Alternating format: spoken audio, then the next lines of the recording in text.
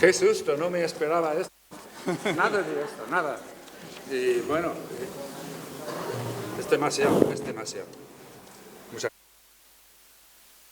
Ay, ay, ay. Bueno, buenas tardes a todas, buenas tardes a todos. Sean bienvenidos a San Roque, sean bienvenidos al Teatro Juan Luis Galiardo y sean bienvenidos a una más de las actividades que la Delegación de Cultura, que dirige mi compañera Ana Ruiz, que no la veo, pero por ahí andará, delegada de Cultura, ¿dónde anda? Acá. Hemos tratado de recuperar el aula de literatura José Cadalso. Estamos teniendo a muchas personalidades del mundo de la cultura de nuestro país que nos visitan todos los meses. Aprovecho hoy que tenemos también un aforo mayor para que estéis atentos a la agenda de actividades de la Delegación de Cultura y que os podáis sumar en próximas actividades, en próximos encuentros. Hemos tenido en los últimos meses algunas personalidades del mundo de la cultura como Carmen Posadas, como Megan Maxwell, el último que tuvimos también, ahora mismo no me acuerdo, así que ahora lo dirá Ana, estaba ahí, Eslava, ya me ha venido. Hombre, Eslava Galán, ¿no? Exactamente, Eslava Galán.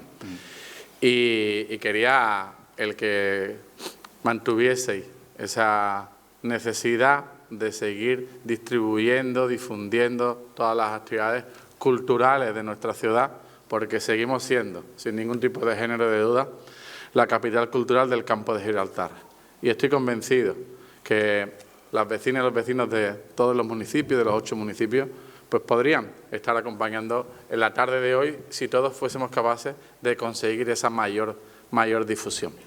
Y hoy tenemos aquí pues a una personalidad que la hemos compartido en unos minutos, que viene, la verdad que muy sorprendido, no se lo esperaba, lo hemos obligado a disfrutar con nosotros de algunos momentos del aplazado día o jornada de festividad, de la celebración de la Segunda República Española del 14 de abril, que hemos ido aplazando hasta hoy, día 21 de abril, en este caso, para contar con el apoyo, con el refuerzo en este día de verdad, de justicia y de reparación que supone todos los años ese 14 de abril en San Roque.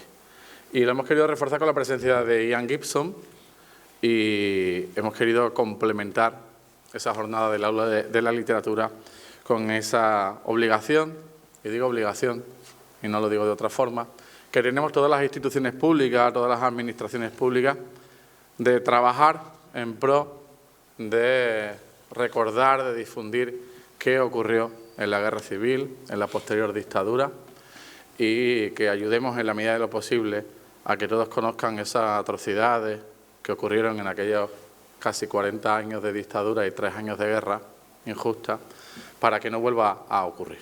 El Ayuntamiento de San Roque tiene constituida una comisión, en este caso de memoria democrática, en la que trabajan distintos foros memorialistas, en la que trabajan distintos colectivos, a los que quiero comenzar desde aquí agradeciendo su contribución, sus aportaciones y el que nos ayuden año tras año, son ya más de 10 años en esta tarea, para seguir pues preparando la agenda de actividades que, entre otras, nos asesoran y nos proponen el que hoy podamos contar con Ian Gibson. Y en esa tarea de seguir trabajando tenemos el apoyo de la Diputación Provincial de Cádiz, que viene realizando distintos trabajos en el municipio de San Roque, que quería hoy compartir porque hace tan solo unos días, el pasado martes, visitaba el cementerio de la estación de San Roque, uno de los 4 cementerios que tiene nuestro municipio. El cementerio de la ciudad de San Roque, además, lo hacía de la mano de algunos miembros de los foros memorialistas del Campo de Gibraltar, lo hacía en compañía de un nieto de una, seguramente lo dirán los datos, pero de una de las 5 personas, única mujer, asesinada en un mes de febrero del año 37, y que con la ayuda de la Diputación Provincial estamos realizando pues unos trabajos, en este caso de investigación, de prospección y de búsqueda de lo que el boca a boca ha ido diciendo alrededor del pino principal que existe en la antigua fachada, hoy ampliada, antigua fachada del cementerio de la estación de San Roque, donde desgraciadamente en aquella fecha, en el 37, fusilaron a esas 5 personas, 4 hombres, una mujer que servía en el domicilio de esa familia, y que llevamos pues de martes, miércoles, hoy es jueves, pues realizando esas tareas para ver si se confirma o no lo que el boca a boca del pueblo nos ha ido diciendo.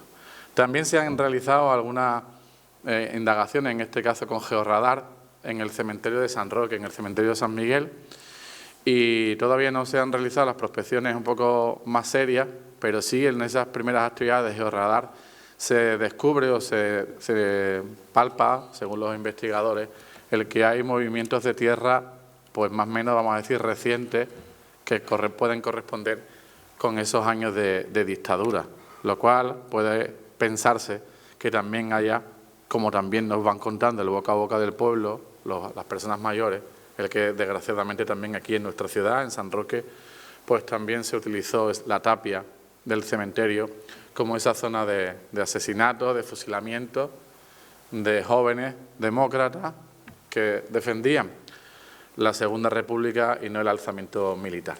Esas son tareas y actividades que también venimos realizando durante todo el año y de las cuales nos sentimos también orgullosos de cumplir la legislación, porque así lo marca las leyes que hemos aprobado en el Congreso de los Diputados y también en el Parlamento de Andalucía, y por tanto vamos a intentar de respetar. Y hoy, para complementar todas esas actividades, y yo ya me voy callando, habíamos pensado en contar con la experiencia, con la voz de un español de Irlanda,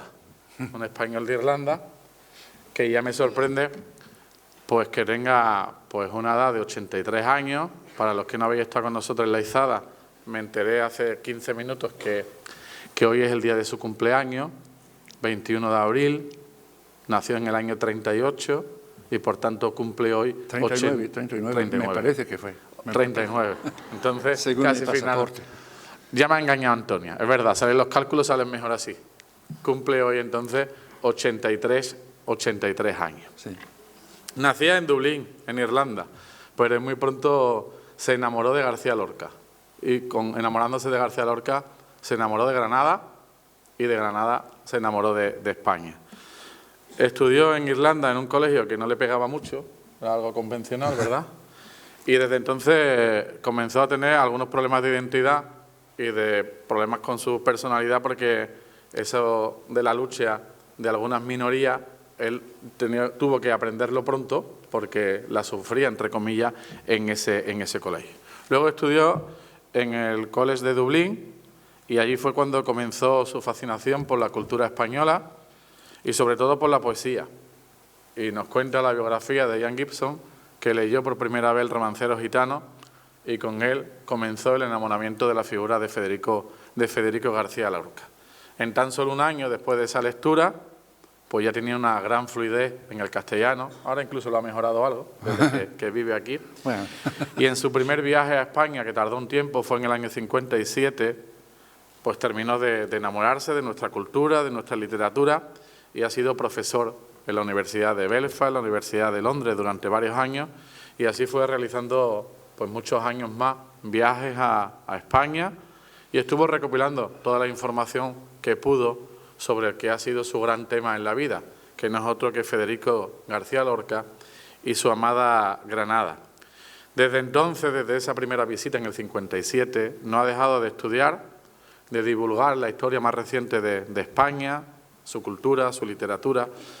Ha escrito más de 30 libros publicados ya, algunos ha estudiado la figura de Salvador Dalí, de Camilo José Cela, de Luis Buñuel, de Antonio Machado, pero sobre todo su tarea, su trabajo se ha dedicado en esa mal denominada guerra civil, en esa dictadura y en temas como Paracuellos, como la represión fascista, y ha trabajado en la BBC divulgando muchos de los episodios de nuestra trágica historia de esos 40 años.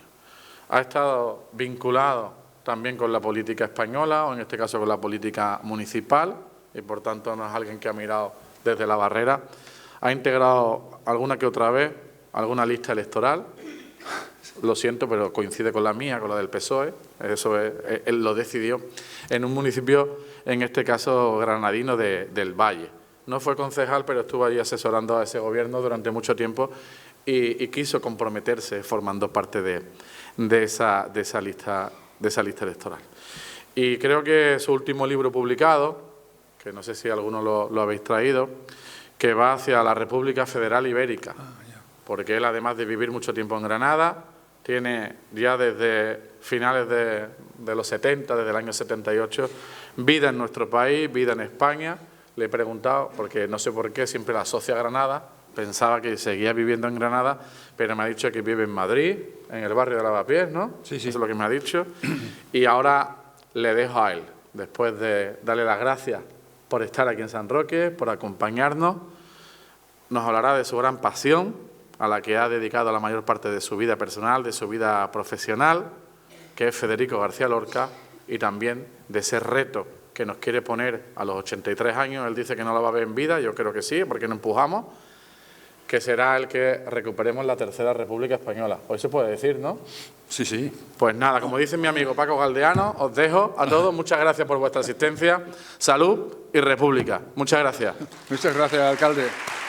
Quédate aquí, a mi lado. Agradezco Y tiene la palabra. Agradezco muchísimo Ian Gibbs. tus palabras, la verdad. Agradezco la invitación. Pido perdón por esta voz que la tengo un poco ronca. No sé si porque hablo demasiado, pero sí, el hecho es que tengo la voz un poco cascada. Y estar aquí, volver, porque yo he estado varias veces en San Roque, yo no sé cuándo, hace décadas. Hace décadas estuve en una escuela de verano y tengo fotos en las cuales aparezco con mucho pelo. Con Eduardo. Sí, con Eduardo. Con Eduardo, seguro. Y claro, he estado por todo el país, pero recuerdo San Roque con cariño y la verdad, lo que he vivido hoy me ha conmocionado, me ha conmovido. Jamás he izado una bandera, me hace pensar en Antonio Machado en Segovia izando la bandera republicana, la Segunda República, y hoy he izado la bandera. Yo quisiera que fuera la bandera de la Tercera República Española. Yo soy republicano, quiero poder elegir a mi jefe de Estado. Irlanda es una república, obviamente, y por cierto que tiene un presidente estupendo en estos momentos, casi parece español. Hombre, hay mucha influencia española en Irlanda.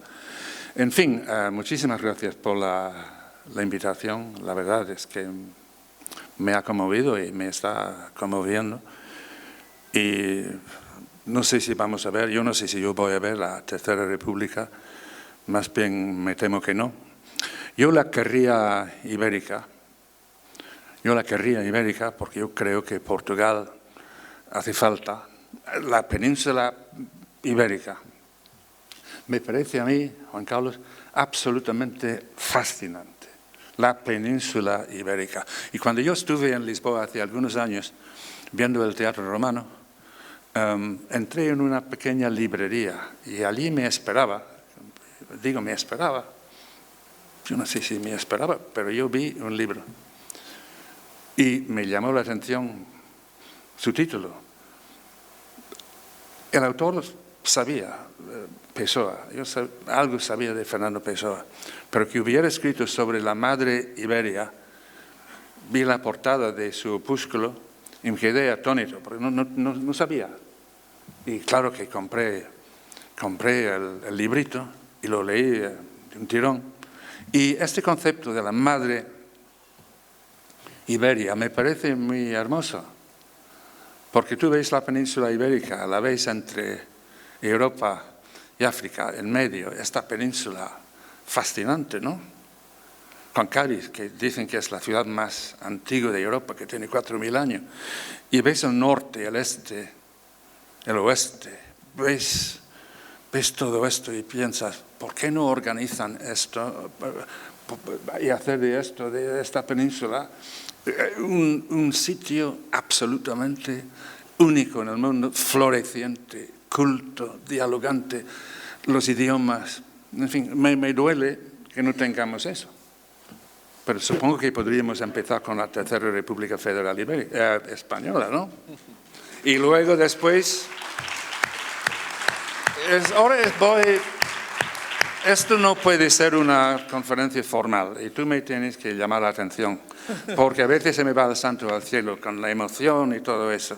Pero yo veo la península absolutamente fascinante. Cuando yo vi por primera vez la desembocadura del Tajo en Lisboa, me quedé asombrado por la belleza de la desembocadura y luego estás viendo donde desemboca un río que para casi todo el mundo es un río español, pero desemboca en Lisboa. Y luego vas más arriba y pasa lo mismo con el Duero y hay una frontera de casi 1000 kilómetros donde hablan ambos idiomas, ambos lados de la...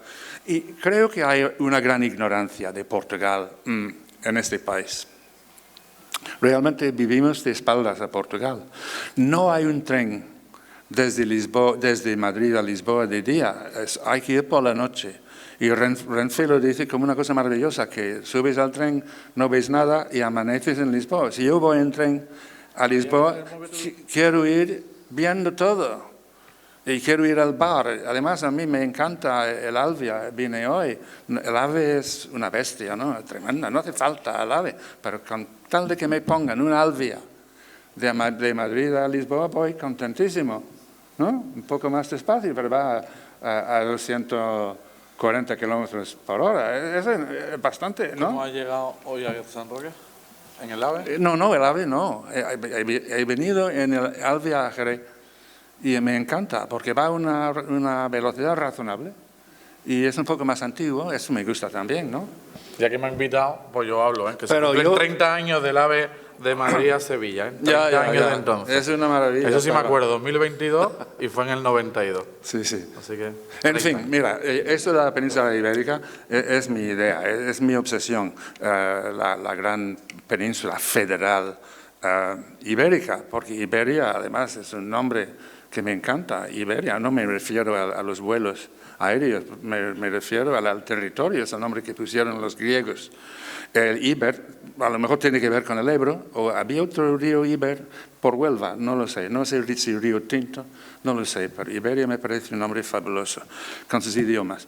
Bueno, estamos en peligro, porque la derecha no lo ve así, la derecha de este país es terrible. Y 40 años de franquismo han envenenado muchas mentes. Hay algo que la derecha de este país, y digo toda la derecha, no acepta, es la mezcla de sangres. Esta obsesión con la pureza, alguien dijo que los nazis lo cogieron de aquí, con la obsesión con la sangre pura. Esto es una locura. Hay un personaje de Lope de Vega, que es Peribáñez, en la obra Peribáñez y el comendador de Ocaña. Y se levanta Peribáñez y dice, yo soy un hombre, aunque de villana casta, limpia de sangre y jamás de mora ni de hebrea manchada la sangre. Es tremendo, ¿no? Yo soy un hombre, aunque de villana casta, limpia de sangre limpia, jamás manchada por un contacto con una mora o un hebrea. Esto es fanatismo. Y esto es Lope de Vega, hace algunos siglos. Pero Santiago Abascal ha dicho cosas terribles. Tenía una frase que yo lo apunté, pero no lo voy a poder encontrar. Estercolero, España como estercolero multicultural. ¿Y qué tiene en contra del estiércol? Que lo emite, supongo él también, o a no ser que sea una máquina venida de más allá de Marte, no lo sé. No viene del otro lado, viene del otro lado del estrecho. Si Santiago Abascal se mirara un espejo, y supongo que lo hace mucho porque es mi macho, no se daría cuenta de dónde viene, en vez de arremeter contra moro y judío, todo eso. Si ve que viene del otro lado. Yo le diría a Santiago Abascal si hiciera una prueba de saliva. ¿Sabes? Con una prueba además el National Geographic Magazine se lo haría con mucho gusto para saber de dónde viene. ¿Es importante saber de dónde venimos? Pues no, yo no lo sé, pero en su caso sería bueno que supiera. Yo odio esta idea, este concepto. Además me parece incompatible con el cristianismo. Es incompatible tener estas actitudes racistas, incompatible. Si tú eres católico, y supongo que la mayoría de las derechas son católicas, ¿no? No se puede odiar a una persona por la sangre que tenga en las venas.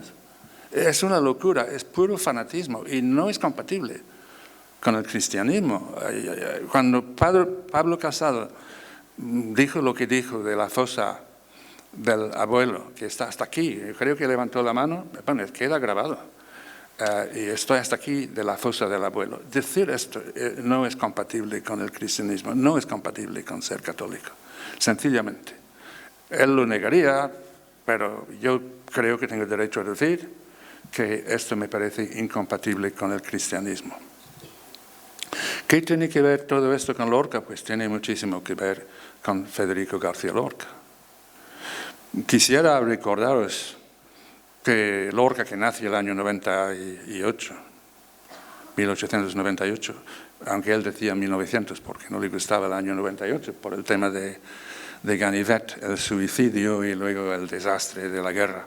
Bueno, nació en 1898, lo matan el año 36, lo asesinan, y todo lo que hizo Lorca, todo lo que escribió, lo escribió en 20 años. En 20 años. Es muy poco tiempo para escribir el corpus que él logró escribir de poesía, de teatro y de más cosas, prosas, y luego las conferencias y todo lo demás. En 20 años. Me parece absolutamente extraordinario, un milagro.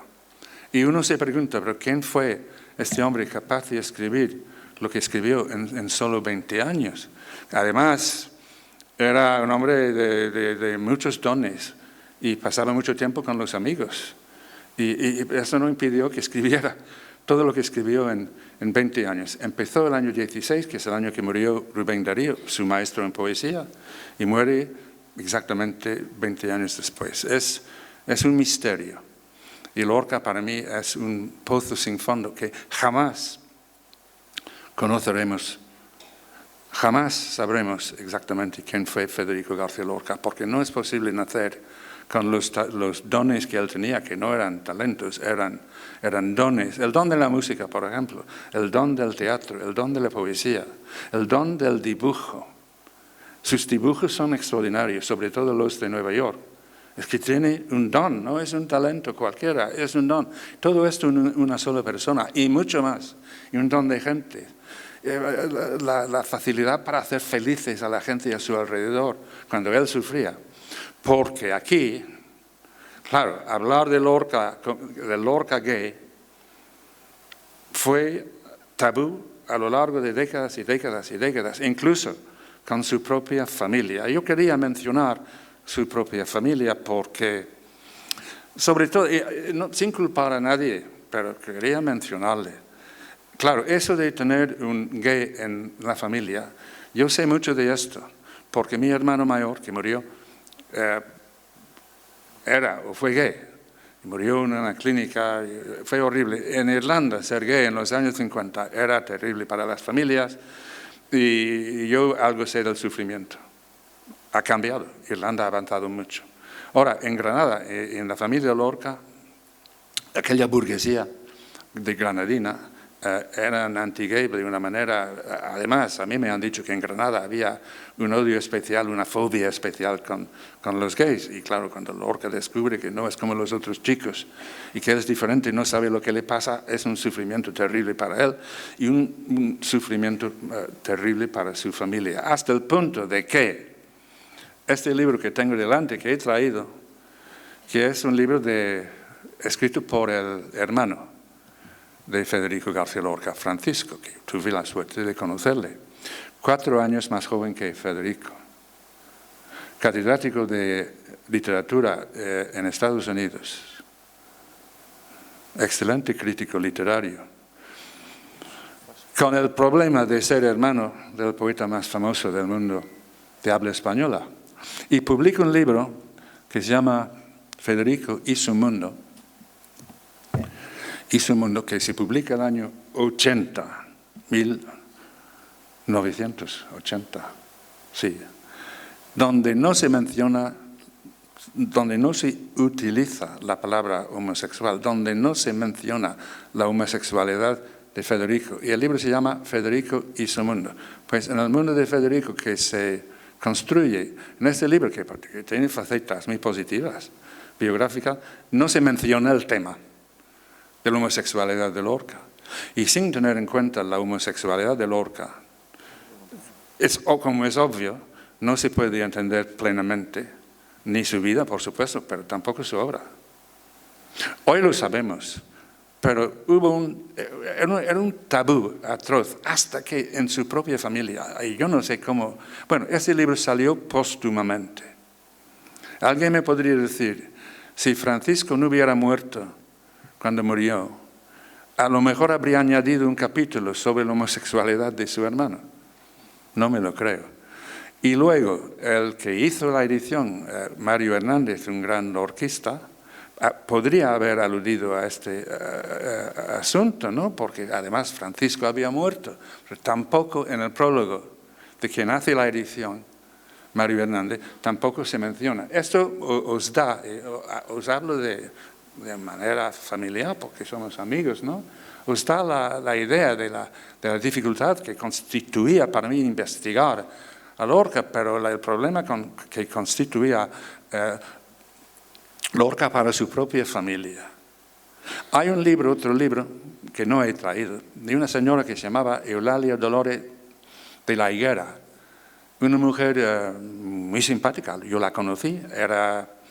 Yo tengo amigos también que son conservadores, de derecha, ¿no? Lo que pasa con las derechas españolas es que no son como los conservadores británicos, capaces de dialogar tranquilamente. Es más difícil aquí. Bueno, ella era muy simpática, Eulalia Dolores, y su libro se llama Federico y las mujeres, Federico García Lorca y las mujeres. Son opiniones sobre Lorca de granadinas de su conocimiento. Hay una de ellas, y es de la misma época del libro de Paco García Lorca, donde una mujer dice, si nosotros hubiéramos sabido que Federico era homosexual, no habría entrado en nuestra casa. Si hubiéramos sabido que él era gay, como hoy se dice, homosexual, no habría, bueno, maricón, no sé qué palabra utilizó la señora, probablemente, porque yo conozco Granada y conozco el desdén con que se pronuncia esta palabra en boca de ciertos fachas. Maricón, ¿sabes? Yo esto lo he vivido, a veces en las altas horas de la noche, tomando copas con gentes que yo sé que estaban implicados en crímenes.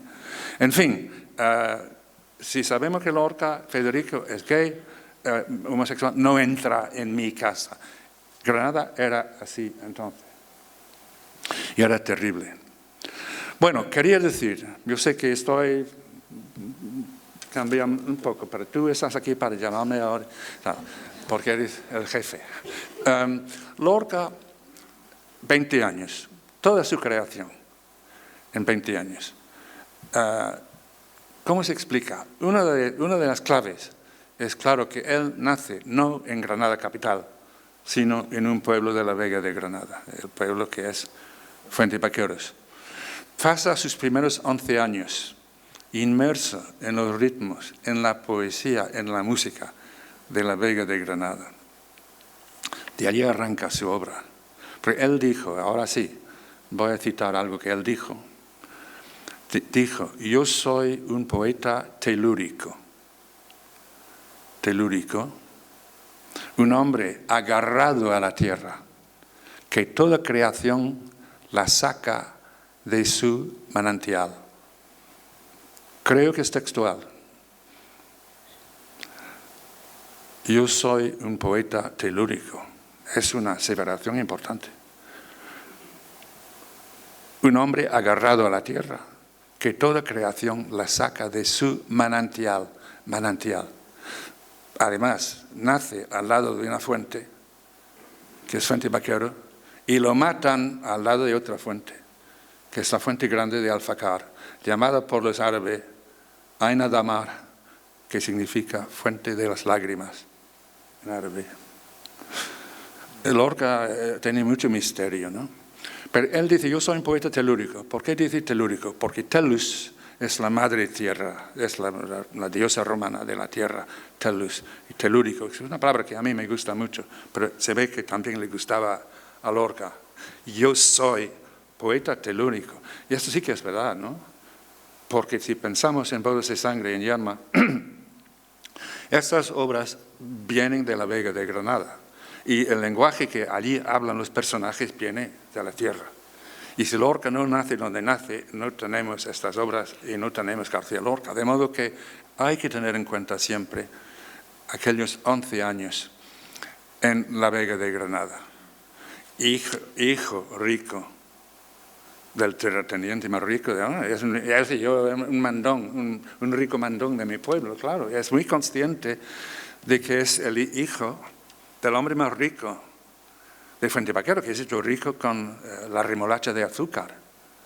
Y tiene tierra. Además, a la hora de compra-venta, el padre de Lorca es fantástico, ¿no? Es un hombre como en los negocios, y la compra y la venta, la remolacha y tal. La madre, de quien sabemos muy poco, es muy importante en Lorca. Se casa con don Vicente padre. Él, en segundas nupcias, ha perdido a su primera mujer, Matilde de Palacios. Él ya no pudo darle ningún hijo. No sabemos las razones. Pero si no se muere Matilde, no tenemos a Federico García Lorca. Él dijo algo al respecto. Yo recuerdo fotos de quien pudo haber sido mi madre, Matilde de Palacios. Pero claro, su madre es Vicenta Lorca Romero, que es maestra de familia pobre, que con tesón y voluntad y dedicación se ha hecho profesora de niñas, ¿no? Y va al pueblo y allí don Federico García Rodríguez ha perdido a su mujer y está deseoso de conocer otra hembra. Yo me imagino que decía la palabra hembra, otra mujer, y ve a la maestrilla. Se casan y nace Federico García Lorca. Y pasa que la madre, porque viene de una familia pobre, se ha hecho su propia carrera a fuerza de tesón, como he dicho, con muy pocos medios, solo la voluntad. Bueno, esta mujer tiene conciencia social. Es una mujer con una sensibilidad muy especial. Hay muchas fotos de ella. Yo he visto centenares de fotos de ella y jamás en ninguna se le ve sonriendo. Es que tenía una tristeza, tal vez nativa. Dicen que cuando paría, no podía dar de mamar, tenía depresión postparto. Algo tenía. No he visto una sonrisa en ninguna foto. Ni cuando está sentado al lado de Lorca, vestido como de la barraca, muy orgulloso y que ya incluso gana dinero, ¿no? Con Bodas de Sangre ganó una fortuna. Está al lado de Federico. Es como la María, Magdalena, no la María, como si tuviera una intuición de lo que iba a ocurrir. Pero ella sí que tenía conciencia social. Es lo que quería decir. En los primeros escritos de Lorca ya se ve que le preocupa muchísimo la pobreza que hay en muchos pueblos andaluces. Y levanta una voz de protesta contra la injusticia social, como él la conoce en el campo, desde las primeras prosas.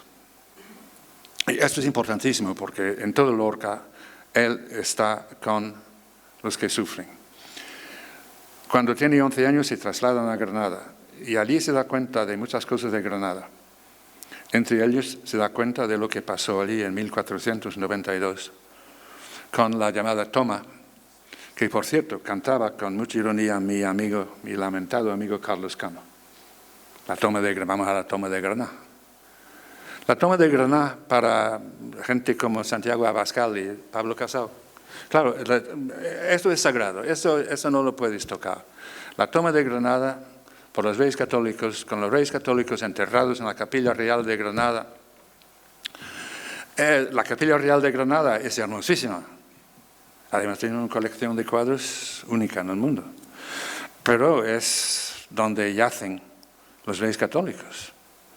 Y Lorca decide, muy joven, adolescente, que él está con la Granada que se perdió para siempre, con la toma. Otros dicen que fue la hazaña más importante de la historia de España.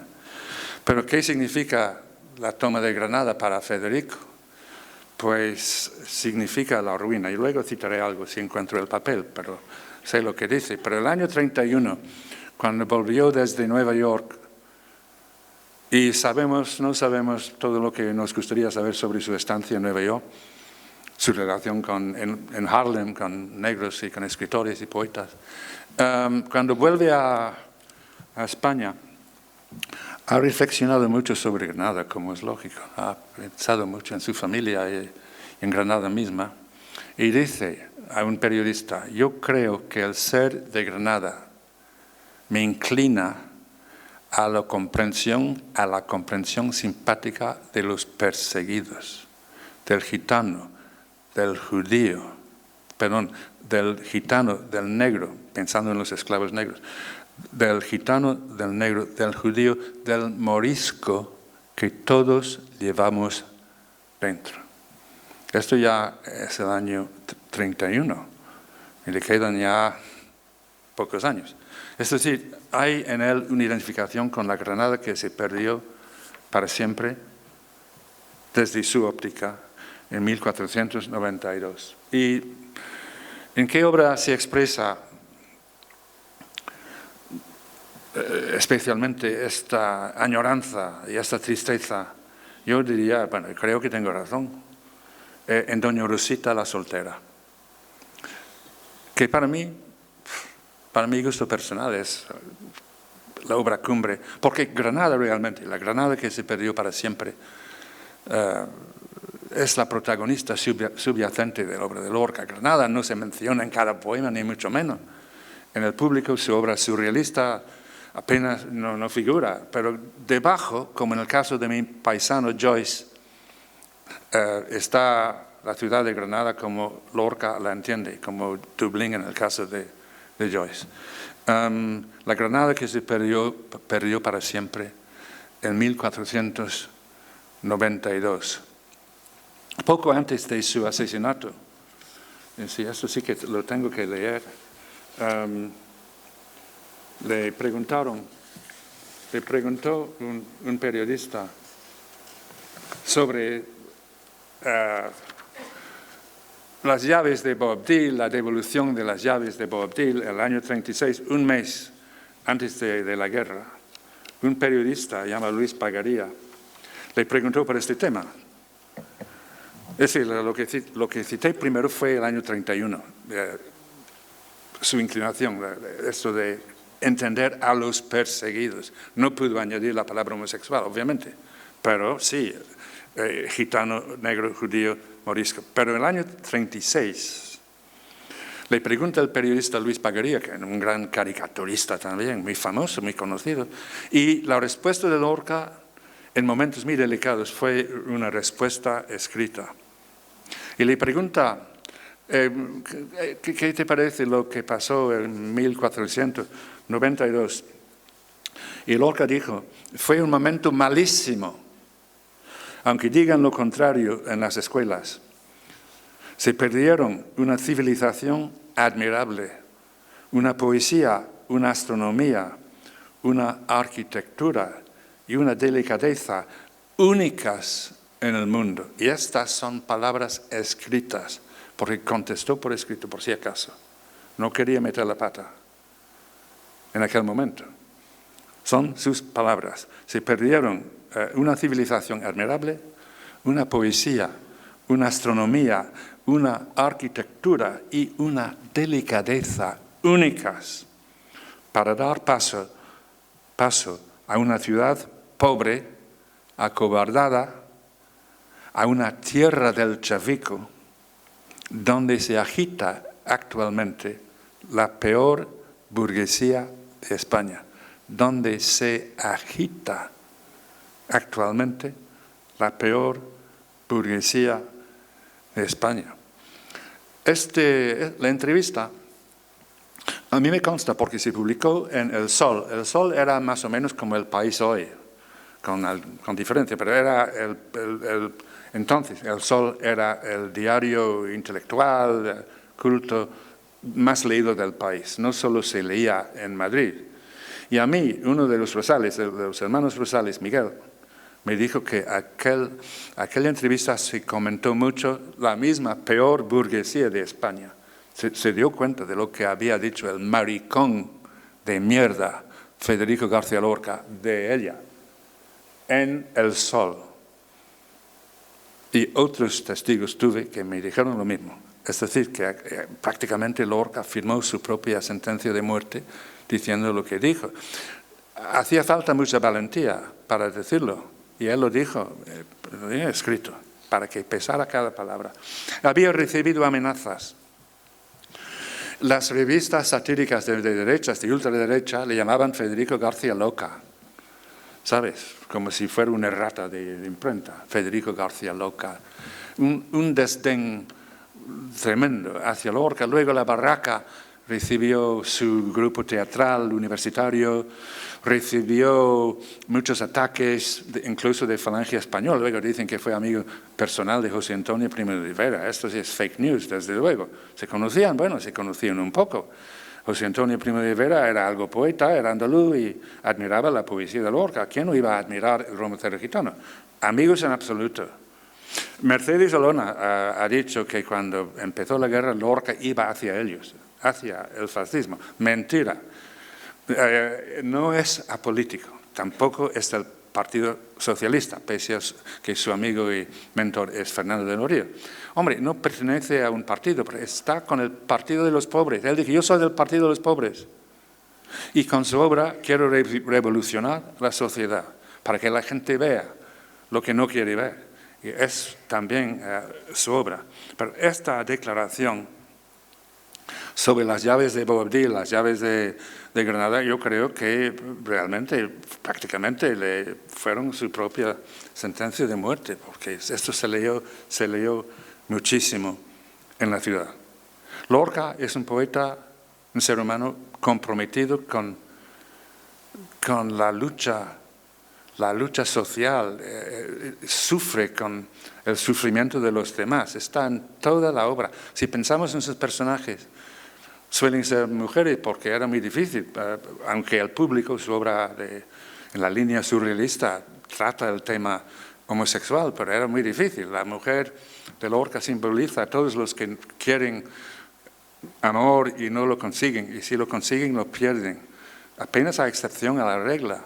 Es un tema obsesivo de Lorca, desde los primeros versos hasta el final de su vida. Este compromiso, esta simpática comprensión de los que sufren, a mí me conmueve porque está en todo lo que escribió en aquellos 20 años. Bueno, dicen ahora que fue apolítico. Bueno, hombre, ¿cómo iba a ser apolítico si iba hacia ellos? Es que no, apolítico en absoluto. El tema de la muerte, de cómo fue, bueno, sabemos mucho y sabemos poco. Sabemos quiénes le denunciaron. Sabemos que la denuncia salió del seno de la coalición de derechas. Además, la coalición, la CEDA, la coalición dirigida por José María Gil Robles, ¿sabes lo que significan las siglas, no? Confederación Española de Derechas Autónomas. Confederación Española de Derechas Autónomas, fundada en el año 33, en marzo, si no me equivoco. Más o menos al mismo tiempo que Falange, ¿no? Falange Española. Y claro, Gil Robles es prácticamente fascista. Él quiere un Estado cooperativista, basado en el Estado de Mussolini. Y bueno, forman una coalición. Y la coalición gana las elecciones del año 33. Y Lorca está en aquel momento en Buenos Aires. Y dice en una entrevista que yo encontré en la prensa, diciendo, si ganan ellos estamos perdidos. Si ganan los curas, dijo Lorca, estamos perdidos los progresistas. Y yo pienso pensando en su asesinato, en la denuncia que salió del seno de la CEDA, en la persona de Ramón Luis Alonso, por su desgracia, padre de Emma Penella y de Teresa Pavel y otras hijas, que fue diputado por Granada, aunque no era de Salamanca, pero en la lista de la CEDA, la denuncia salió del seno de la CEDA. Y lo que está pasando aquí ahora, me parece a mí que está formando otra CEDA, porque va a haber otra coalición de derechas. Y pueden ganar, pueden fácilmente ganar. Y yo me pongo a temblar cuando yo pienso en la CEDA de Gil Robles y en lo que hicieron con Federico García Lorca, llamándole de todo, porque no tenemos la denuncia, pero sabemos cómo fue. La denuncia por rojo, por maricón, probablemente no puso la palabra maricón, de hábitos asquerosos, lo que fuera, y todo lo demás. Y sabemos de dónde salió la denuncia. Y la CEDA, pues yo casi la estoy volviendo a ver delante de mis propios ojos, cuando veo lo que acaba de pasar en Castilla y León, y cuando veo la pinta de estos señores que ya van entrando en los gobiernos autonómicos, y me da miedo, me da mucho miedo, porque si ellos ganan, van a deshacer la ley de memoria histórica. Y a lo mejor van a devolver al Valle de los Caídos, al señor Franco. ¿Serían capaces? Pues claro que serían capaces.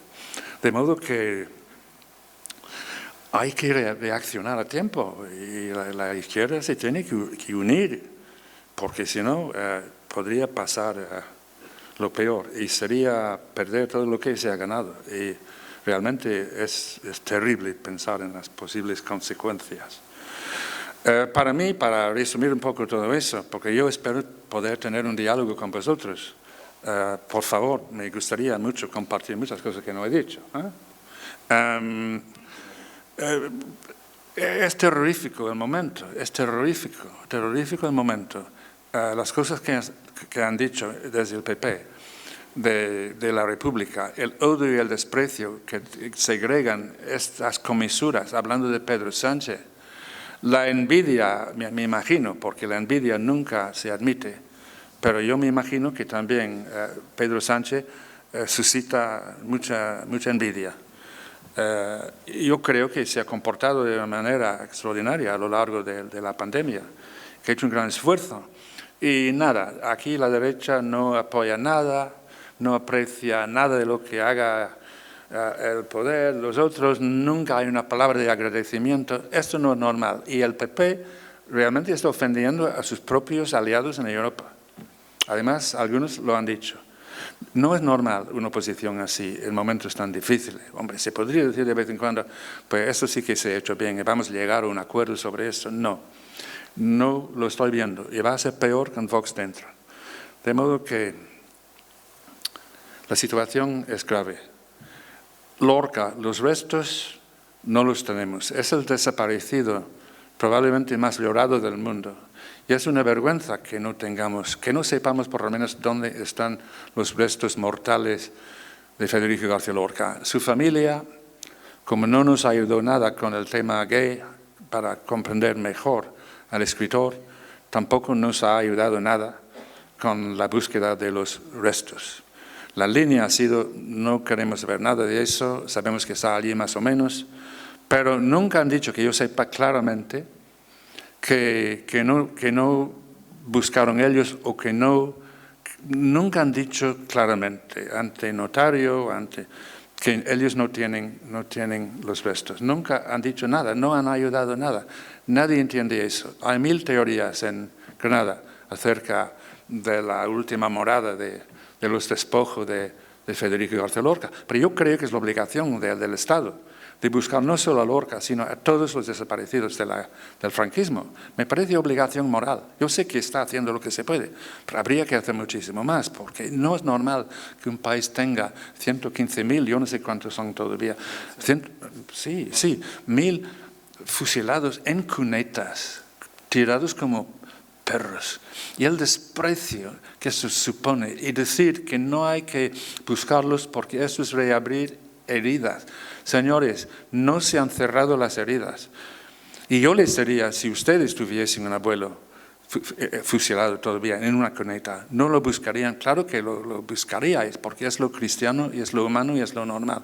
Negar esto, este negacionismo cerril es un espanto.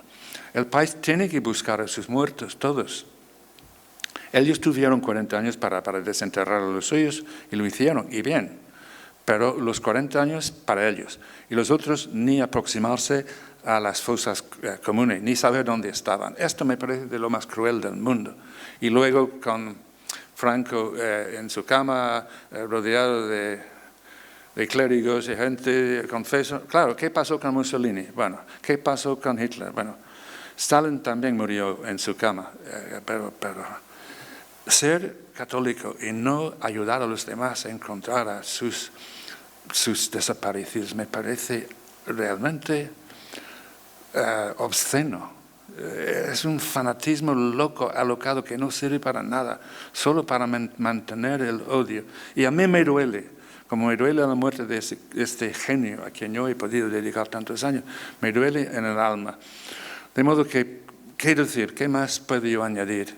Un hombre totalmente consagrado a crear una obra que ayudara a la gente, un hombre con conciencia social, un hombre que quiere una sociedad dialogante, donde todos quepan, todas las tendencias. Obviamente estaría hoy con el movimiento, que yo no sé pronunciar, que tú que eres español nacido, lo puedes...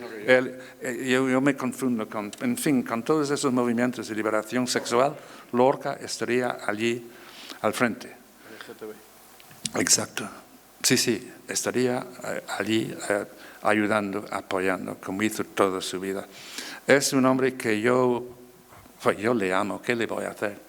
¿Qué voy a decir? Yo le amo. Me siento en deuda con Lorca porque he podido dedicar tantas décadas a desentrañar algunos aspectos de su vida y de su obra. No estaría yo aquí, ni habría tenido vocación, no sé dónde estaría, pero estar aquí, haber estado en España, haber podido luchar aquí, haber podido hacer mi obra aquí ha sido un privilegio. No presumo de ser el único conocedor de Lorca. Me hace feliz haber sido uno de sus biógrafos porque ha enriquecido mi vida. Algunos malévolos han dicho que me he hecho rico con Lorca y con la guerra civil. Bueno, esto no es verdad, esto es fake news porque yo ni soy rico ni me he hecho rico. He podido vivir de mi trabajo, eso sí, pero enriquecerme con Lorca es una vil calumnia. Yo le amo su obra, amo sus metáforas, ese lenguaje telúrico de la Vega de Granada. Cuando él ve, por ejemplo, un río que va pausadamente como un buey, ahí alguien dice es un buey de agua, y esta imagen ocurre en sus poemas para describir un arroyo profundo que va lentamente como si fuera una bestia. Bueno, estas cosas que son de la Vega de Granada, pues eso es maravilloso. Y esto llega a otros países pese a la terrible barrera de la traducción, porque traducir a Lorca en inglés no es nada fácil. Al francés aún más difícil.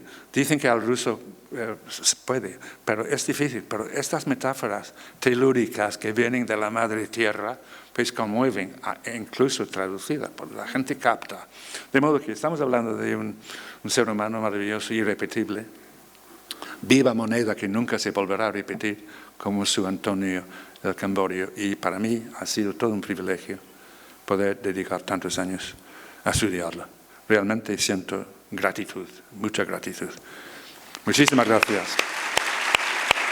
Muchísimas gracias. Gracias. Muchísimas gracias. Muchísimas gracias.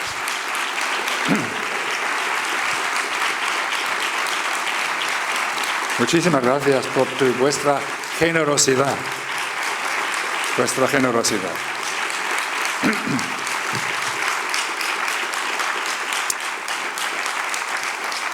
Muchísimas gracias. Solo quería decir algo de sus dones, si me permites.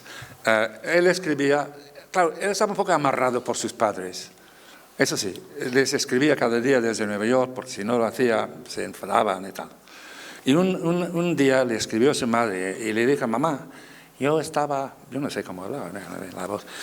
Yo estaba anoche en una juerga de negro en Harlem, ¿sabe? El barrio negro más grande del mundo. Y ellos tocaban cosas y tal. Y alguien les dijo que yo tocaba el piano. Y me dijeron, Federico toca en inglés. Pero yo entendí, él nunca aprendió inglés, claro, fue la razón de ir, pero nunca aprendió, no le hacía falta, tenía el lenguaje universal de la música. Y dice, mamá, yo me senté y empecé a tocar unas canciones, empecé a tocar Mis Chuminá. Y yo no sabía, cuando leí la carta la primera vez, no sabía la palabra chuminá. Alguien me dijo, no. Y dice, mamá, todo bailando. Y una negra fabulosa, como tú la ves en el cine, ¿sabes? Una negra grande bailando y yo tocando Mis Chuminá.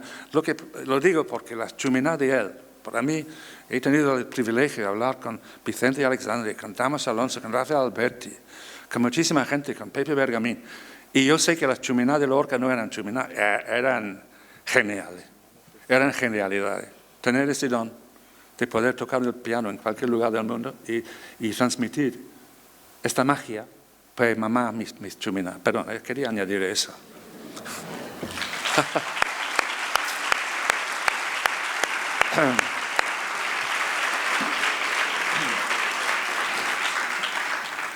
Bueno, Ian Gibson me decía al principio que quería debatir, que quería hablar. Y yo únicamente, y me voy a permitir el lujo de ser el primero en preguntarle, pero ahora iremos un turno de intervenciones. Llevo camino ya de casi 11 años de alcalde, ya son unos cuantos. Son 11 años. Casi 11. Como la infancia de él en la Vega de Granada. Y sí que noto, cuando hay interés en la conferencia, el silencio. Y el silencio sepulcral. Y tengo la suerte de ver las caras de muchos de vosotros, otros que dan mascarilla, y se ve cómo va todo el mundo asintiendo y compartiendo cada uno no de tus palabras, sino incluso de tus movimientos. Bueno, me alegro muchísimo porque se ve. Trato de transmitir mi pasión por este ser humano tan extraordinario. Otra cosa, este libro, no sé si se ve desde allí, pero yo no di la conferencia que iba a dar, es decir, que yo no soy, depende del público, cuando yo veo que hay un público. Aquí, en la foto de la portada del hermano de Federico, se ve que Paco es el guapo de la familia. Este Paco, bueno, es guapo, no cabe la menor duda. Las chicas se comían, no me han dicho, en París y tal. Y Lorca, Federico tiene una cabeza increíble, una frente ancha, ojos profundos, todo. Pero claro, no es guapo como Paco.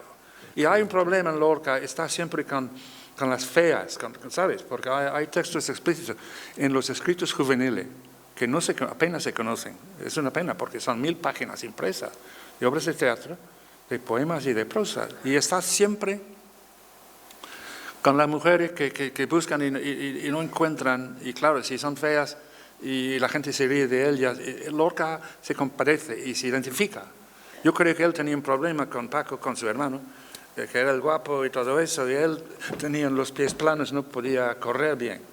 ¿No? Es verdad. Y hay un poema donde habla de sus torpes andares como motivo para rechazarlo amorosamente.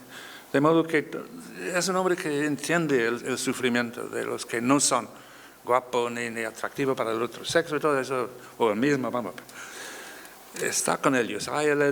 No todo es la alegría que él era capaz de transmitir, y daba la impresión de ser un tipo alegre, ¿no? Pero Vicente Alexandre dice que no era así. El Lorca real, auténtico, más auténtico, no es el Lorca solar de día, es el Lorca nocturno, el Lorca lunar. Y es verdad que la luna preside toda la obra de Lorca. La luna preside la obra de Lorca. Yo soy el principio femenino, la reina del cielo nocturno, las mareas, la menstruación, todo. La luna es fundamental en Lorca. Para entender Lorca hay que ser lunático. Hay que ser como Pierrot. Y el Lorca mira mucho a Pierrot y a Paul Verlaine. Bueno, sabe mucho. Primera pregunta, que si no se nos pierde. Ahí va. Primera pregunta que le trasladaba, que la tenía aquí anotada. Hablabas de la familia de Lorca, que no ha hecho ningún esfuerzo, o por lo menos por buscar los restos del cuerpo. El éxito de Lorca lo llegó aparte en vida, pero por supuesto como poeta universal después de su muerte. Sí. ¿Los derechos de autor, Bueno, los disfruta quién? Bueno, es una pregunta básica. Es una pregunta fundamental. Yo me he hecho miles de veces, muchas preguntas en torno a este tema.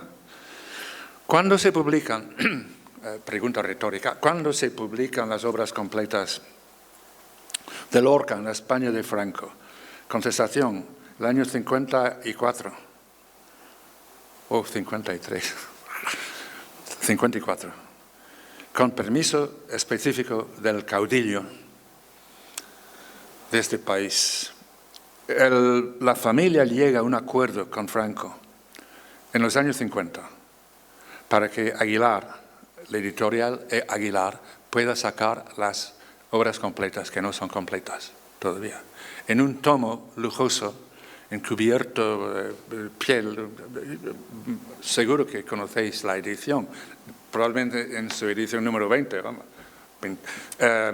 Se dio el permiso, a condición de que, no me van a poner una querella, ¿verdad? A condición de algo, porque Lorca estaba proscrito, pero claro, Franco tenía un problema con Lorca. Cada día más famoso, cada día más preguntas de la familia diplomática, de gente, de extranjeros, ¿por qué no se puede comprar un libro de Lorca en España? Vosotros lo matasteis, ¿cómo fue? ¿Sabes? El régimen tenía cada día un problema más grave con Lorca, de modo que llegaron a un acuerdo.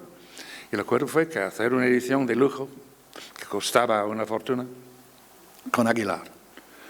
¿Y a cambio de qué?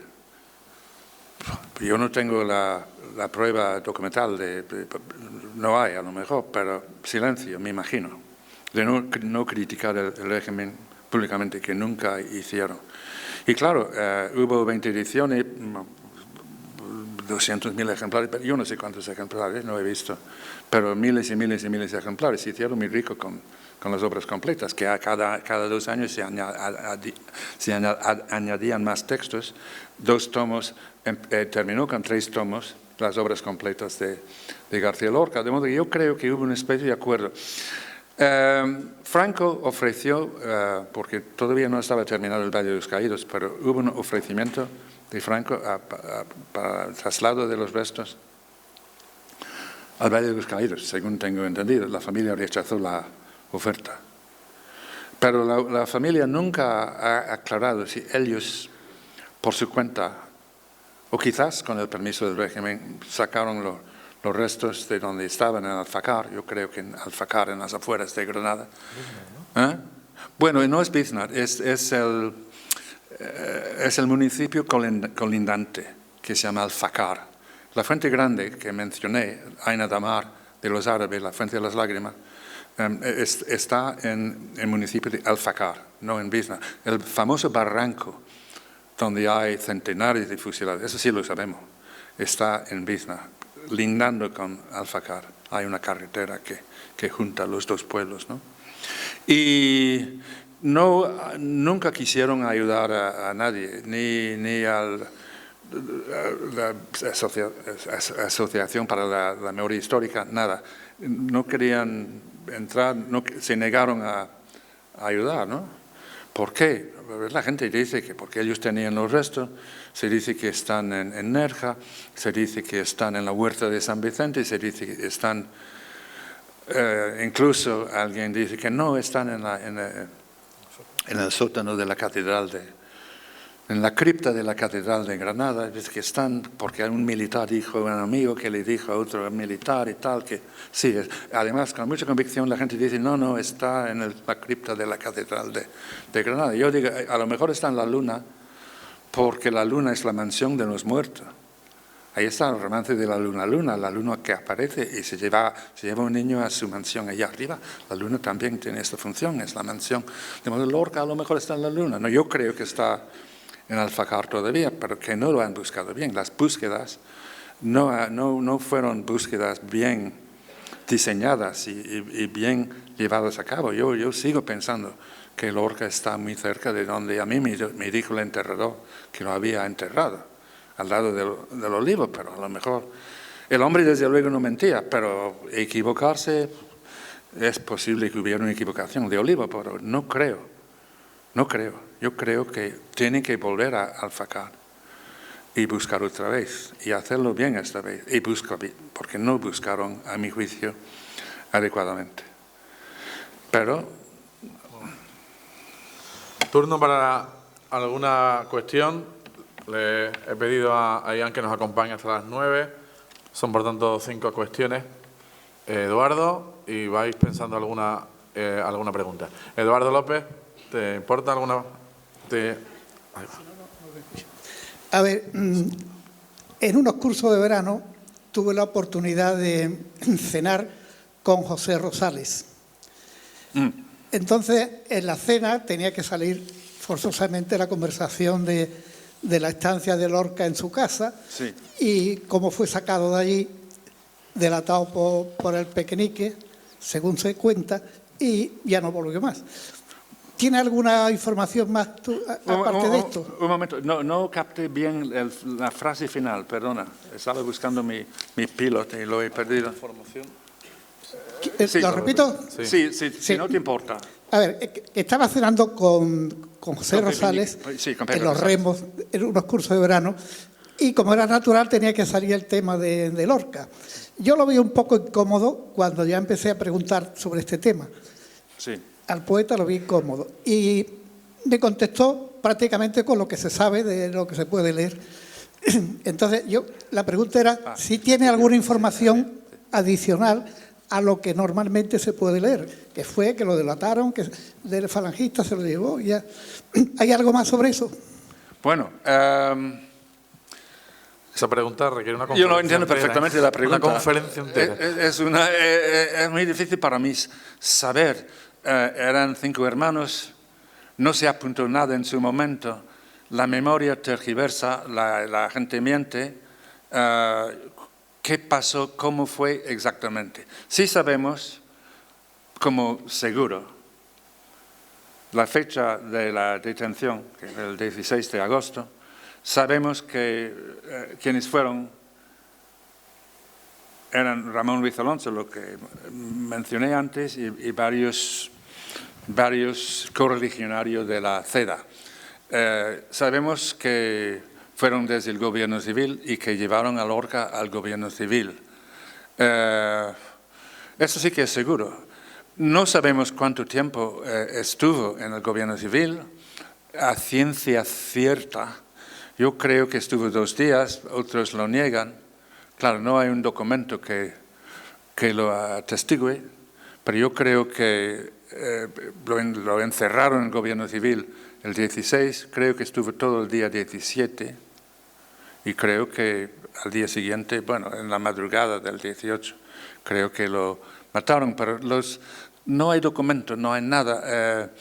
Hay un libro de Molina Fajardo, Eduardo Molina Fajardo, que fue el director de Patria, el periódico falangista, que él tuvo acceso a muchísima gente que yo no pude conocer.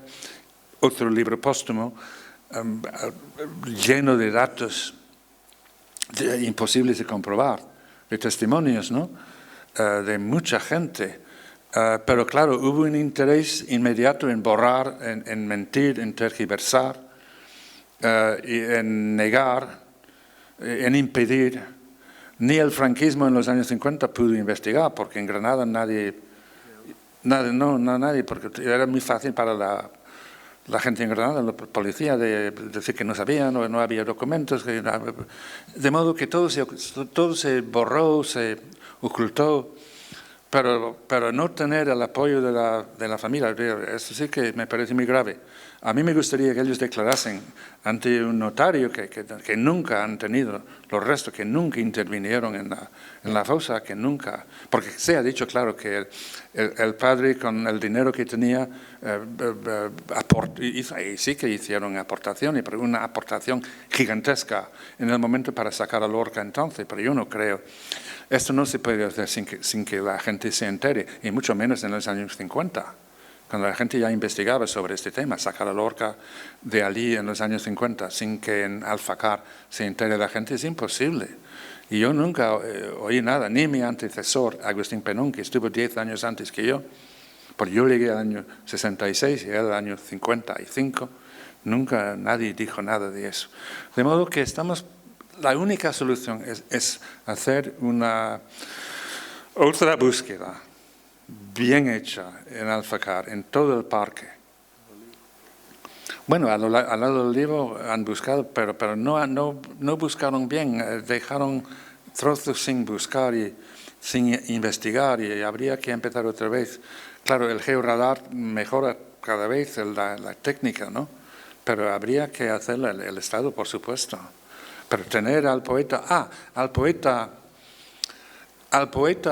y dramaturgo más traducidos de todos los tiempos. No digo novela porque obviamente Cervantes, pero después de Cervantes, Lorca es el poeta y dramaturgo español más traducido a otros idiomas de todos los tiempos. Eso no es porque lo mataron, ¿no? Es que tiene que haber algo en la obra de Lorca. La obra está viva. Sí. La señora de allá tiene la segunda pregunta. Se identifica usted, le llega el micro un segundo y se identifica usted el nombre. El tercero, cuarto. Tengo el tercero aquí, cuarto, y usted la quinta.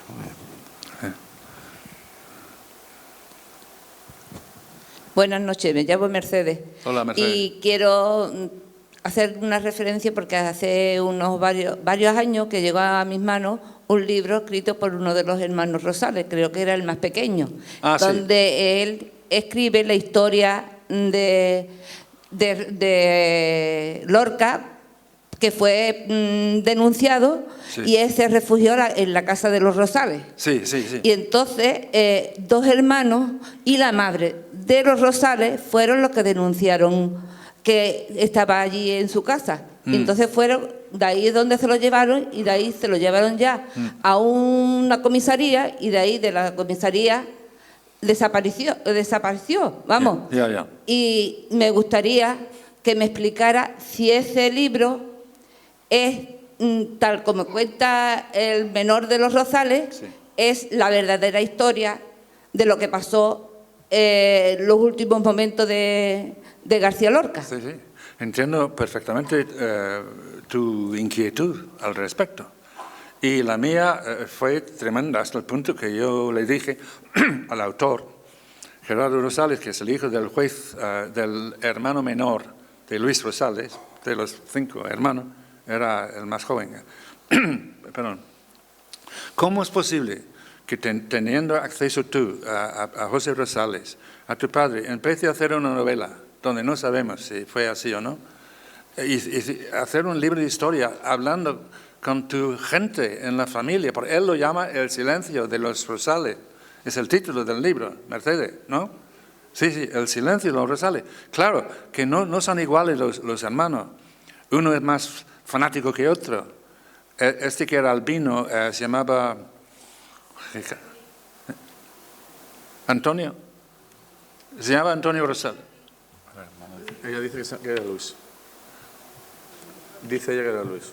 ¿Quién era? El hermano pequeño de los Rosales. No, Gerardo, perdona. Gerardo era más joven. Yo le conocí. Pero a este que acabo de mencionar, Antonio, no le conocí porque había muerto cuando yo llegué a Granada. Y era el más fanático de los Rosales. Y según Gerardo, en esto sí que tiene razón el libro, creo yo, claro, suponía para los Rosales un peligro grave. Tener escondido un rojo entonces, había un bando, estamos hablando de Queipo de Llano, que un asesino, bueno, nato. Tener un rojo escondido era peligroso, incluso para los Rosales, porque los Rosales no son los jefes de Granada. Quienes mandan y cortan ahí son los militares. Es verdad que Falange juega un papel, pero eran muy pocos antes de la guerra, yo no sé si 90 o 60, en la provincia. Intervinieron el 20 de julio, que es cuando ocurrió en Granada. Intervinieron, pero no eran los jefes de... Y claro, era muy peligroso porque estaba allí la Ceda, con Ruiz Alonso y su gente, que es la clase de la burguesía, ¿no? Y ellos sí que son de la Ceda y son prácticamente fascistas. Y hay odio contra los Rosales y rivalidad. De modo que es peligroso para la familia, para los padres de los Rosales, tener a Federico escondido en su casa. ¿Por qué es peligroso? Porque Lorca es enemigo, lo ven como enemigo. Tiene todo en contra. No solo el tema de ser gay, pero ha criticado a la burguesía, como dije. Ha hecho yerma. Yerma tuvo una prensa, en la prensa de derechas, llamándole de una obra pornográfica, de su autor como un criminal. No se puso en Granada, no se comentó en Ideal, que era la periódico de derechos de Granada. Es que le odiaban. Era discípulo de Fernando de los Ríos.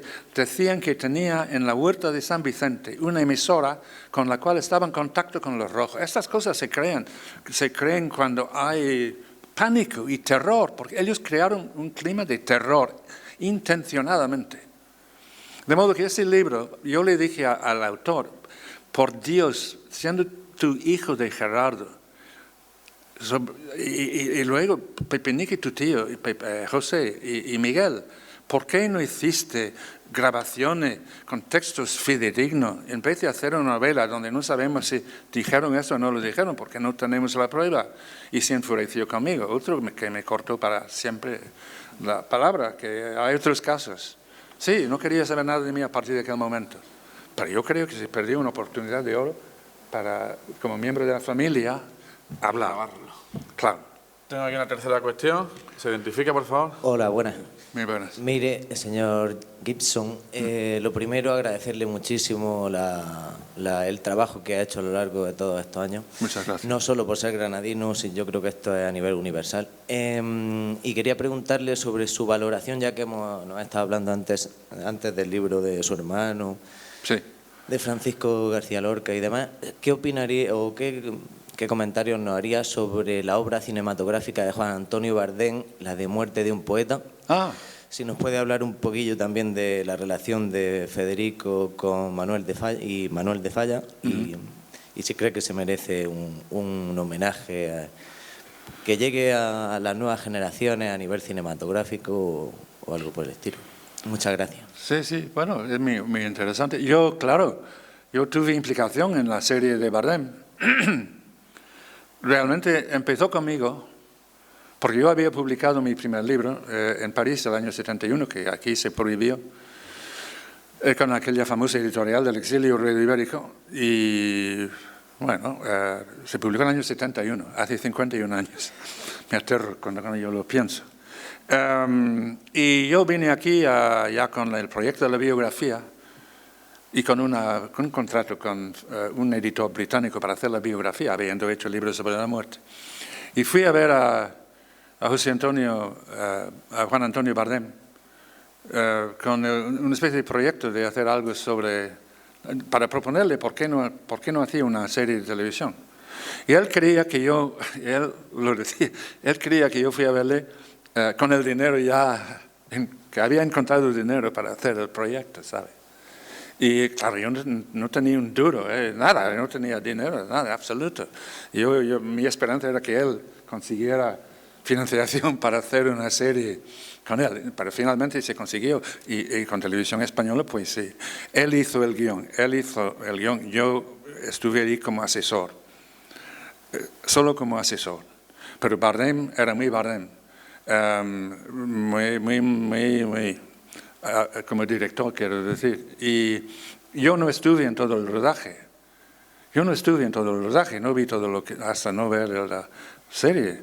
Y me quedé horrorizado cuando llegó el momento, el fusilamiento, que se repite en cada episodio, ¿no? Y con guardias civiles. Yo estaba, porque a mi nombre figura como no pone guión, pone asesor Ian Gibson, es en pantalla, ¿no? Que es una responsabilidad. Y cuando yo vi, estaba horrorizado, porque yo le dije, Juan Antonio, esto no es aceptable, pero era demasiado tarde, ¿no? Porque has puesto guardia civil y cuando sabemos que no hubo ni un solo guardia civil en el asesinato de Lorca, digo, porque aquello no fue pelotón contra la Tapia. No, es decir, él dice, no importa, después de mi película, de mi serie, la Guardia Civil sí está. Me pareció bochornoso y incorrecto, ¿no? Es decir, que si no estuviera, es decir, fue por casualidad aquella noche los guardias civiles estaban en otro sitio, si no habrían estado, claro. Porque yo los pongo y de aquí en adelante la Guardia Civil participa en la muerte de García Lorca. Yo me quedé de una pieza. Y esto te lo cuento, ¿no? Porque yo creo que la serie salió bastante bien, con pocos medios. Yo creo que la serie sigue siendo válida. El actor, por ejemplo, yo me hice muy amigo de Nicolas Grace. Muy divertido, no sé si, claro, pasan los minutos y todo, pero Nicolas Grace no sabía nada de España, pero Bardem le había visto en la serie británica Retorno a Brideshead, donde hace el papel de un gay que tartamudea y hace un papel brillante. Y Bardem había visto a Nicolas en la serie, pero quería un actor español desconocido. Aparecieron en los estudios 1000 Lorcas desconocidos. Ninguno con talento como actor, ninguno satisfizo a Bardem. Y él seguía pensando en Nicolas Grace porque le había visto y recordaba haber hecho Calle Mayor con una actriz extranjera, Betsy Blair, que salió muy bien, Calle Mayor, la película de Bardem. De modo que un día por la mañana toma una decisión, va a Londres, conecta con Nicolas Grace, le convence y Grace hace el papel de Lorca. Y yo creo que es un gran actor y que lo hizo muy bien dentro de las posibilidades. Pero eso fue Bardem, pero digo, el actor hizo el papel de Lorca y yo creo que lo hizo con carisma. Eso era esencial, tener un actor carismático, porque Lorca sí tenía carisma, ¿no? Creo que me preguntaste por mi opinión de la serie. Yo creo que en su momento fue una serie válida. Creo que tiene momentos flojos y momentos fuertes, pero en términos generales yo creo que se ciñó bastante a la verdad de los hechos. Si hay unos papeles, Margarita Lozano como la madre, como Doña Vicenta y otros actores, creo que hicieron bien su trabajo, pero en fin, tiene fallos, ¿no? En cuanto a Manuel de Falla, la relación es fundamental. Si Falla llega a Granada a vivir 2 años antes, estamos hablando de un gaditano, además, me alegro de recordarlo, como el abuelo de Machado es gaditano, ojo, muy importante. Lorca, Falla, la relación se merece, sí, un tratamiento en cine. Yo diría, vamos, una serie no lo sé, pero si Falla llega, como digo, 2 años antes, creo que la familia no se opone a la carrera musical de Lorca. Pero claro, el año 16 muere su maestro de música, Antonio Segura Mesa, que es un compositor, digamos, fracasado, pero un gran maestro, y reconoce que Lorca es un genio musical. De modo que si Falla llega, cuando muere Mesa, si llega 2 años antes, seguro que Falla convence a los padres. Y la vida de Lorca tal vez habría sido diferente, porque él quería ser pianista profesional.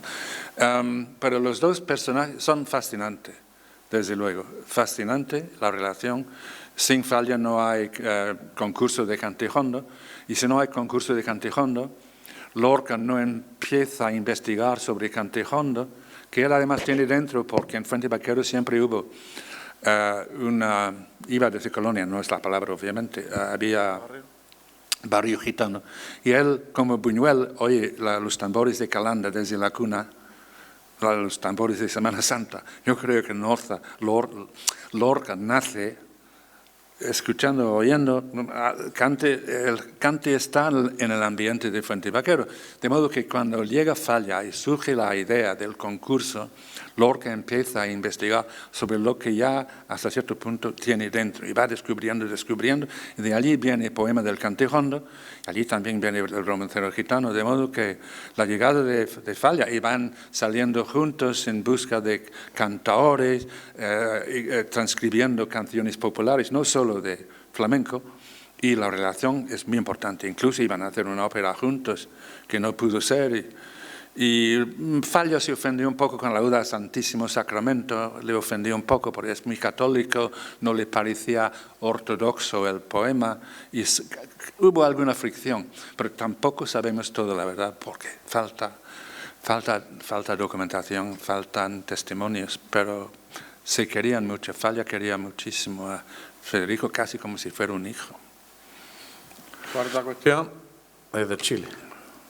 Nos dice el nombre y la pregunta. Bueno, me parece bastante importante que esto sea como una mesa redonda. Yo le daría la siguiente consulta al señor Gibson. Sí. El año, como un preámbulo, el año 1936, ¿cuántos años tenías tú? Yo, en el año 36. Sí. Yo nací en el año 39. Y nací en abril, además. Nací No hoy. te estoy hoy. preguntando cuándo naciste, sino que cuántos años tenías tú en el año 1936. Ha dicho que no había nacido, pero no le hacemos un diálogo, una pregunta, Bueno, porque es que tenemos más bueno, personas. Sí, yo también me confundo mucho con fechas, pero No sé había que nacido. nací en el año 39, eso sí, porque tengo el documento. Eso sí, esta vez tengo el documento. Yo soy de documentos, aunque a veces los documentos pueden contener errores de fecha, sobre todo en enero de cada año. Se va repitiendo. Nos lanza la pregunta Sí. y ahora él la responde. Bueno, yo voy a hacer una poca aclaración. El año 1936, yo tenía 6 años. Hombre, 6 años. Y estaba con mi padre en Málaga. Y en esas circunstancias, los aviones de alemanes, los nazis, disparando en contra de la gente. Yo estaba ahí. Y la gente despavorida, huyendo a Almería. sí. A eso se le llama la desbandada. La desbandada, sí. Entonces, resulta que yo con mi padre, logramos escabullir esa situación y nos fuimos. Vaya. Con tan buena suerte que llegamos a Cádiz, salía un barco de carga a la Argentina. Nosotros pudimos ir ahí. En alta mar, mi padre me dice, Felipe, prométeme que vas a volver a España. Sí, padre. Cuando llegamos a Buenos Aires, unos viejos amigos, menos mal que estaban ahí, republicanos, le dicen, aquí habemos bastante, pero al otro lado de la montaña, que se llama Cordillera de los Andes, hay un país muy lindo que se llama Chile. Y para allá nos fuimos. Vaya. Te puedes imaginar que yo con 7 años, por eso que soy un patiperro, como dicen los chilenos, yo con 7 años caminando por la pampa argentina, bueno, hasta que llegamos a los faldeos cordilleranos, y unos arrieros argentinos nos ayudaron a llegar a la frontera. Mi padre estaba muy enfermo. Cuando llegamos a Santiago de Chile, Felipe, unos viejos amigos le dicen Felipe, perdón, que está el centro republicano español. Felipe, tienes que concretar Y la allá pregunta, fuimos. Sí. pero no me hace falta la reflexión. ¿Le puedes Te he preguntar? puesto esto para como aprovechar? preámbulo en el centro republicano español, que está en pleno centro de Santiago. Llegamos ahí y de ahí nos ayudaron a conseguir alojamiento. Aún me acuerdo de las viejas canciones de la Guerra Civil, extraordinarias. Entonces, Jan, te pregunto, ese año 36, la Guerra Civil duró 3 años. La clase obrera española fue la que le respondió al fascismo, al nazifascismo. Por eso, la clase obrera, el año 1936. Eso quedó profundamente grabado en mi memoria. Yo he regresado a España con mi familia, pero resulta que cuando llegamos a Santiago fue algo extraordinario, porque los que habían logrado llegar a ese país habían creado el Centro Republicano Español. Y yo llegué con mi padre ahí. Discutían los comunistas con los anarquistas, con los anarcosindicalistas, qué sé yo. Todo eso quedó profundamente grabado en mi memoria. Jamás podía yo imaginar que iban a pasar los años y que nosotros en Chile íbamos a vivir una situación similar, con la diferencia que no hubo guerra civil. Pero el gobierno del doctor Salvador Allende, el más grande amigo que tuve en Chile, Salvador Allende, el 11 de septiembre del año 73, los fascistas hicieron el golpe de Estado. Bombardearon el Palacio Presidencial, La Moneda, asesinaron al presidente y de ahí en adelante se provocó una dictadura. Augusto Pinochet, émulo de Francisco Franco, total y absolutamente. El único país de América Latina que sufrió un asedio semejante al que sufrió España. Entonces, te digo, pregunto, Jan, por eso, por favor, dime, ¿cuántos años tenías tú el año 36? Bueno. ¿Sabes por qué? Te hacemos una consideración, Felipe. Él te responde, que ya lo hizo, y le digo que te haga una Felipe. comparativa entre esa situación que vivió. Muchas gracias por tu intervención. Hombre, Felipe. Ian, ¿puedes sumarle alguna respuesta a Felipe? Bueno, Ortega. me hace dudar de mi pasaporte, de toda mi documentación. Lo que yo sé es que nací el año 39 en abril, que a lo mejor tiene su significación. Pero me ha conmovido tu relato, ¿no? Y otra vez es el sufrimiento de un pueblo y luego 40 años encima que no tuvieron los alemanes ni los italianos, pero aquí en España, sí, 40 años hay secuelas que están allí, es una tragedia casi insuperable. Lo que se perdió para siempre es terrible y Lorca, claro, simboliza toda esta pérdida. Tengo aquí ahora la quinta y la última pregunta. Me voy a comprometer con Ian en acabar a las 21 horas, porque vamos casi en hora. Agradecer a todos vuestra presencia y vamos con esa quinta cuestión. Buenas tardes. Hola. Mi nombre es Mar Marchante, soy profesora de literatura. Sí. Creo que como no podía ser de otro modo hoy, estamos muchos profesores de mi instituto, de Algeciras. Primero felicitarle, creo, en nombre de todo el auditorio por su cumpleaños, evidentemente. Muchas gracias. Dos cuestiones muy, muy breves. La primera, Lorca era gran conocedor del alma femenina, como usted bien ha dicho, evidentemente.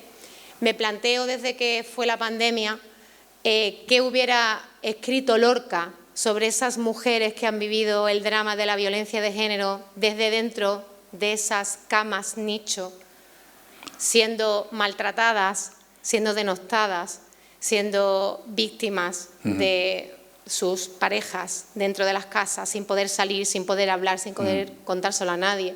Seguro que Lorca hubiera escrito algo sobre ello. Seguro, pero no me cabe, ya sé que vas a hacer otra pregunta, pero esta, desde luego, tienes toda la razón del mundo. Sobre eso he escrito en uno de mis libros que vengo a regalarle hoy, por eso hacía el pie. Creo que era imprescindible, o sea, hubiese sido imprescindible que su testimonio, el de Lorca, como conocedor del alma femenina, hubiera hablado, evidentemente. Tienes razón. Sí, La última apreciación, en su libro Cuatro poetas en guerra, que tengo, por supuesto, como libro de cabecera desde 2007, habla del hilo, por supuesto, conductor de la poesía, de la lírica, de estos cuatro poetas magníficos, Juan Ramón, Miguel Hernández, Machado y Lorca. Y a mí siempre me llamó la atención que se habla de la amistad entre Lorca y Miguel Hernández, de esas cartas, de esas misivas que se mandaban.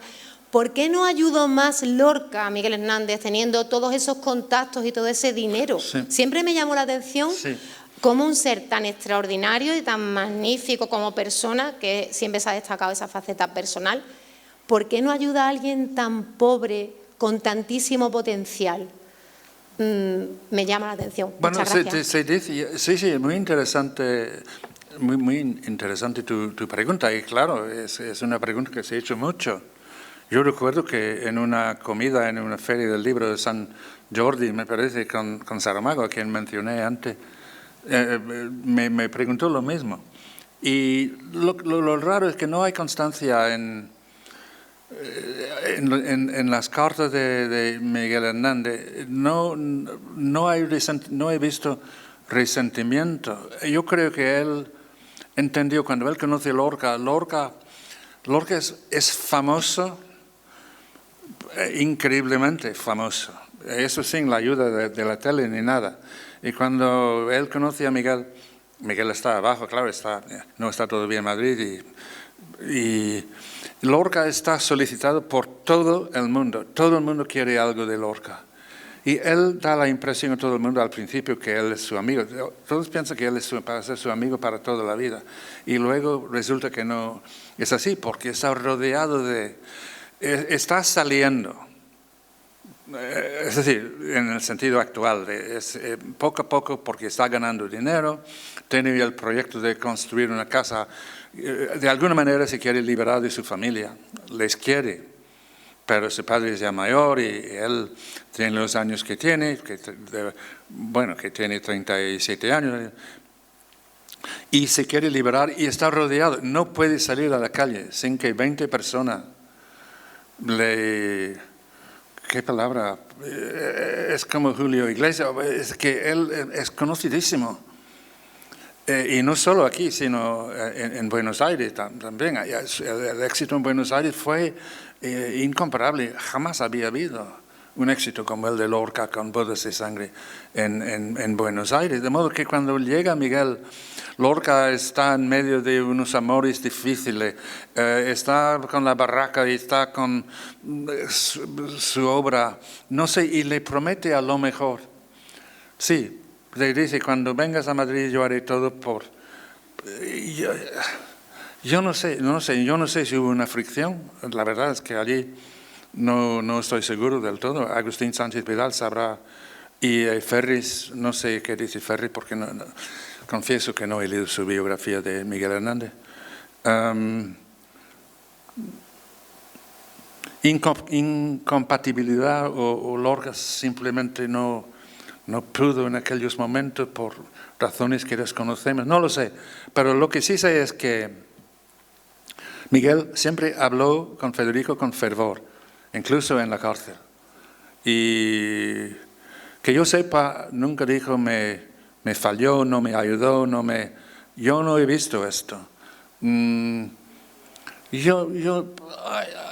biógrafo, ¿sabes? Yo no sé, sería desleal decir que yo tengo la respuesta, porque es una pregunta que yo mismo me he hecho muchas veces. A lo mejor alguien sabía más y no hay testimonio. Maruja Maglio, que dijo, yo la conocí cuando se moría, bueno, la conocí un poco antes, pero estuve con ella casi cuando se murió. Maruja era increíble, que había sido muy amiga de Miguel Hernández. Su momento, la gente, luego la memoria tergiversa, sin o con intención, nos olvidamos que dónde estuve yo la semana pasada, no lo sé. Esas cosas no te puedo contestar adecuadamente, es la verdad. Yo quisiera saber. Pues muchas gracias. Gracias, Ian Gibson. Gracias por venir a San Roque. Fuerte aplauso. Gracias a vosotros. Gracias. Yo sé que el teatro quedaría más tiempo, pero seguro que lo invitamos otro día. Muchas gracias a todos por vuestra asistencia y para Ian Gibson Muchas gracias por tu trabajo, por tu tarea y por alumbrarnos en estas 2 horas. Gracias. Muchísimas gracias. Que venga la Tercera República. La Tercera República, sí. Y el tren de Madrid a Lisboa, ¿vale? Pues ya está. Muchas gracias.